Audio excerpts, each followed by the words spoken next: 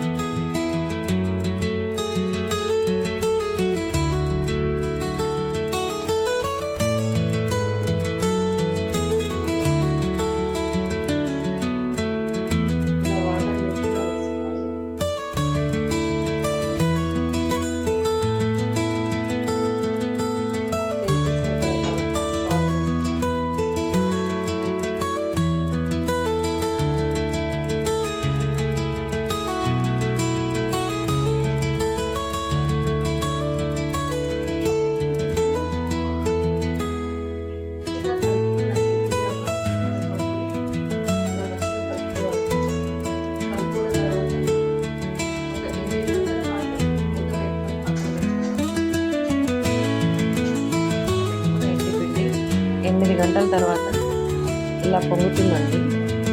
ఇలా పొంగడం ద్వారా ఇడ్లీలు చాలా స్మూత్గా వస్తాయి.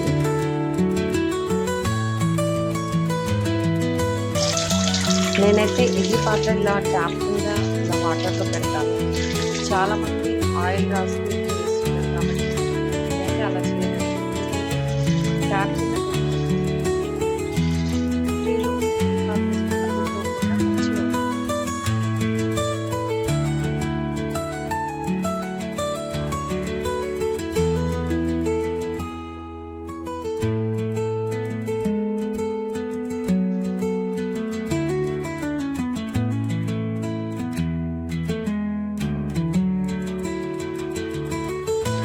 సర్వ్ చేసుకున్న ఇడ్లీ పిండిని ఇలా పాత్రలో పెట్టుకున్న తర్వాత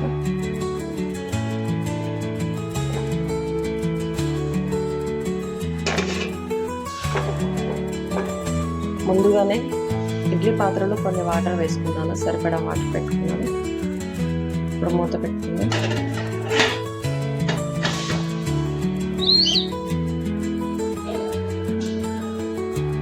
టూ విజిల్స్ వచ్చేంత వరకు ఇడ్లీని కుక్ చేసుకుందాం. ఇప్పుడు మనం పల్లి చట్నీ ఎలా తయారు చేసుకోవాలో చూద్దాం.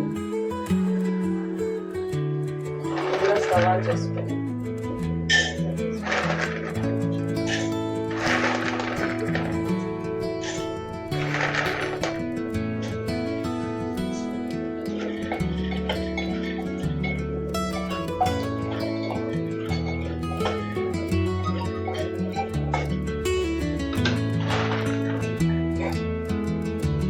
పల్లీలు కొంచెం త్వరగా వేయడానికి పచ్చిమిర్చి కూడా వేసుకున్నాను. నేనైతే పల్లీలతో పాటు పచ్చిమిర్చి కూడా వేసుకుంటున్నాను. మంచి పచ్చిమిర్చి ఇందులో కొంచెం ఆయిల్ వేసి బ్రౌన్ కలర్లో అలా ఫ్రై చేసి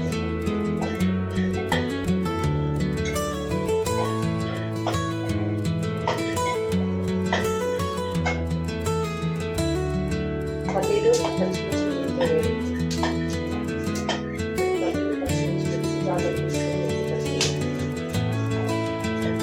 ఇలా బ్రౌన్ కలర్లోకి వేయాలి.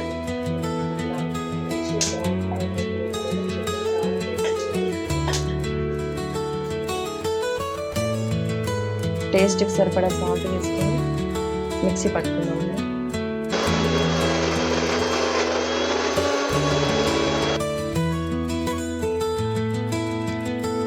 చట్నీ రెడీ అయిపోయింది.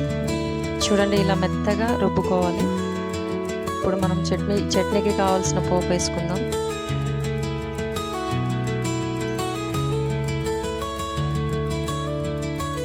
ఒక స్పూన్ ఆయిల్ వేసుకుందాం.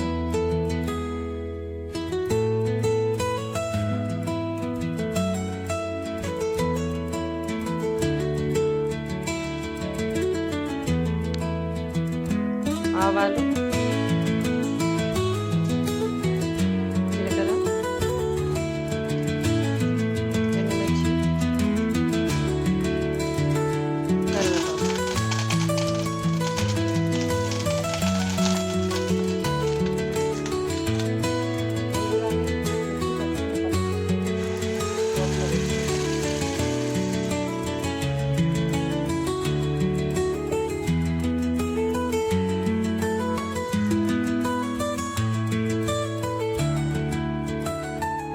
పల్లి చట్నీ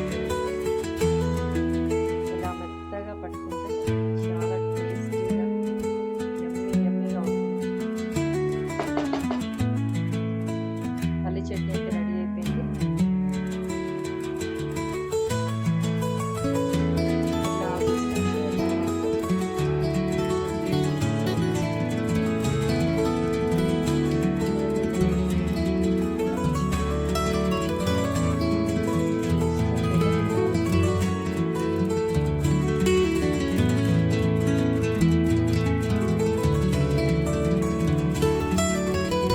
మనం తయారు చేసుకున్న పల్లి చట్నీ రెడీ అయిపోయింది.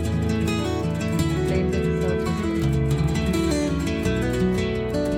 ఇలా మెత్తగా వస్తే మా పిల్లలైతే చాలా ఇష్టంగా తింటారు. మీకు కూడా నచ్చినట్లయితే మీ పిల్లలకి ఇంట్లో తయారు చేసి పెట్టండి. నచ్చితే లైక్ చేయండి.